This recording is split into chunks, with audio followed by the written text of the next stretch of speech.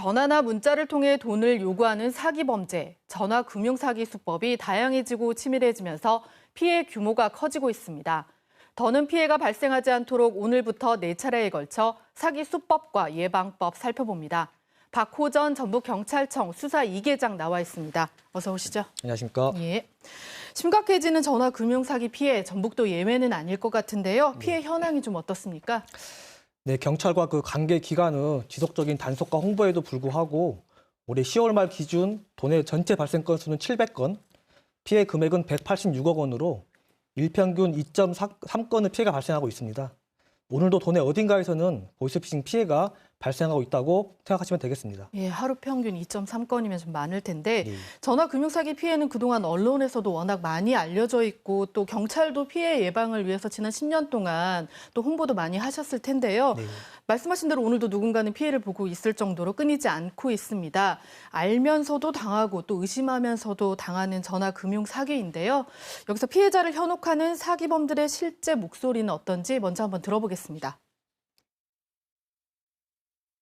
예, 수고하셨습니다. 서울지검 수사관이에요. 지금 통화 좀 괜찮으세요? 예, 지금 다름이 아니고 앞으로 명의도용 사건 관련해서 몇 가지 확인 조사 연락드렸어요.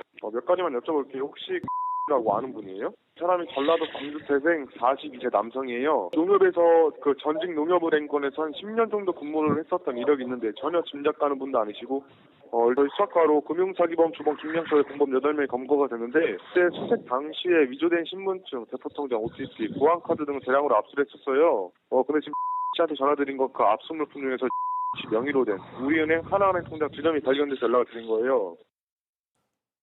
네, 어떤가요? 이것이 일명 기관 사칭형인데요.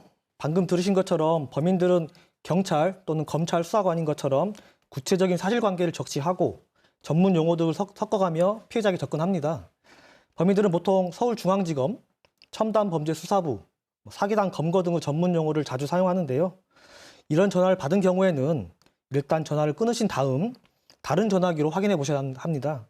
이때 전화상의 인물이 안내해주는 전화번호가 아닌 114나 인터넷 사이트에 나와 있는 공식적인 대표번호를 통해서 확인하는 것이 중요합니다. 네, 지금 이거는 기관 사칭형이고 네, 그렇습니다. 다음에 또 다른 사기 유형도 있다는데 일단 먼저 한번 들어보겠습니다.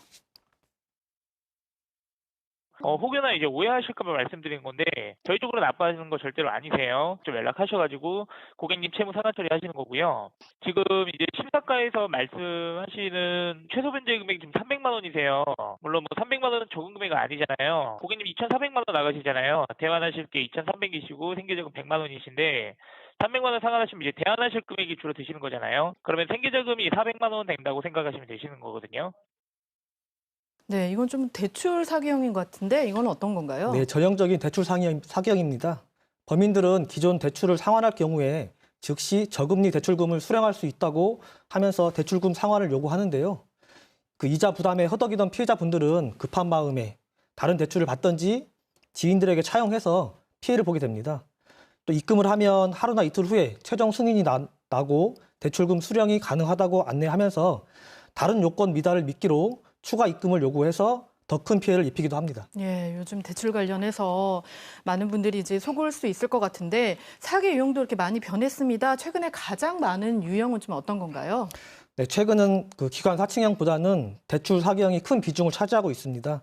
이는 그 코로나 등으로 생계가 어려워진 중년층에게 집중되고 있는데요. 조금이나마 이자 부담을 줄일 수 있다는 희망에서 더 깊은 수령으로 빠져들게 되는 것인데요. 참 안타깝습니다. 그리고 그 범인들의 편취 수법도 예전의 대포 통장으로 입금받는 계좌이체형에서 지금은 현금 수거책을 이용한 대면 편취 수법이 대다수인데요. 그 통장 수급이 어려워지자 고액 알바생들을 모집하여 피해자에게 직접 피해금을 건네받는 수법을 이용하고 있습니다. 예, 오늘 말씀은 여기까지 들어야 되겠습니다. 고맙습니다. 감사합니다.